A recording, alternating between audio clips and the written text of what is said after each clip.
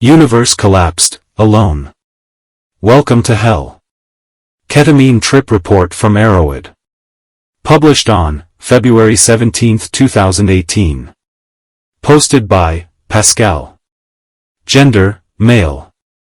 Weight, 74 kilograms.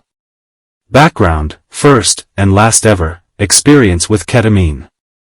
I have a considerable interest in neurology, pharmacology, and the philosophical mind-body problem. Occasionally I have been known to undertake psychonautic navigation trips, using myself as the experimental subject. I had not read any experience reports about this drug before attempting it, so the observations were objective, and not conditioned by expectations. Dosage: vials of injectable ketamine hydrochloride liquid were found by accident, when cleaning out an abandoned pharmacology research laboratory. A vial of ketamine HCl was unsealed, poured into a glass dish, and evaporated slowly on lowest heat on a laboratory hot plate. This yielded 1 gram of brilliant pure white crystals. This solid was divided into 8 portions of 125 milligrams each, and the doses put inside gelatin capsules. Experience: I swallowed 1 capsule containing the ketamine crystals, followed by a large glass of water, and lay down in bed in a semi-darkened room. It was during the afternoon, but the window shades of the room had been drawn to provide a more sedate atmosphere. Sequentially, the experiences and thought patterns were as follows. Entering into a new, geometric realm through the opening of a tunnel. It seemed as if geometric space had been collapsed.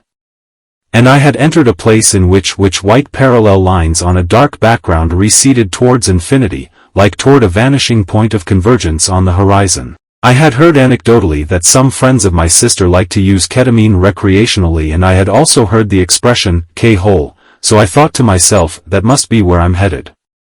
I'm excited, this is going to be great. Initially a very pleasant feeling of fun and anticipation. I began laughing to myself. Dissociated from my own body. I began to think this must be what is called an out-of-body experience. I was no longer in the physical setting of the bedroom, and I was also no longer in my body. Actually, I had no specific physical existence at all. My consciousness had been transported to this alternate geometric place. There were no other people or entities present. There were no voices, sounds, or colors.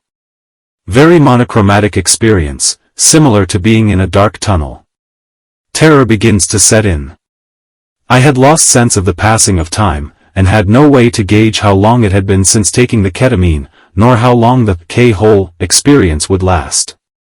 I began thinking, what if this is forever? This doesn't seem to be changing. I am afraid this must be permanent, now. I must have caused irreversible brain damage or something. My social life, family, and career are going to be over. Even if I am still able to communicate verbally with other humans somehow, there will still be no way of explaining to them how this happened. Complete disappearance of the human realm, eternal isolation. I began to think, well, all of those people are gone now, anyway. My family, friends, colleagues, they are all just in some other universe now. So perhaps it doesn't matter what they would think about my mistake. I was just trying something for fun and curiosity. I didn't mean to self-obliterate. Is this what is meant by a near-death experience? I have not died, therefore I have not committed suicide. But where am I? Oh, no, no. This must be hell. Somehow I have been eternally punished. I cannot live, but I cannot die.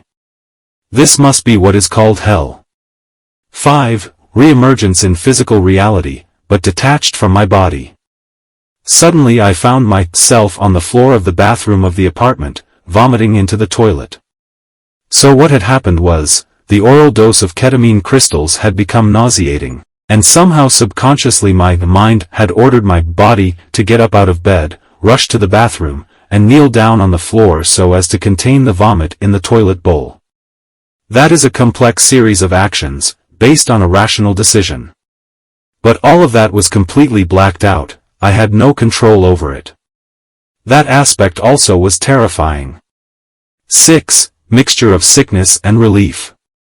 I could not identify with this sickened body. That person on the bathroom floor was still not myself. It was still as if I was a detached consciousness, observing all this from some other vantage point. But the fact I could see the physical locality of the room meant that I was not lost for eternity in the K-hole. I had come back to life.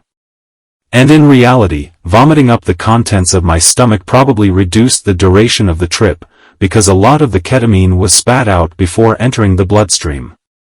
I could have been in there for a much longer time. This was a profound experience, but not a good one. Would not choose to use ketamine again, after the terror of total isolation provoked by the dissociative effects of this drug.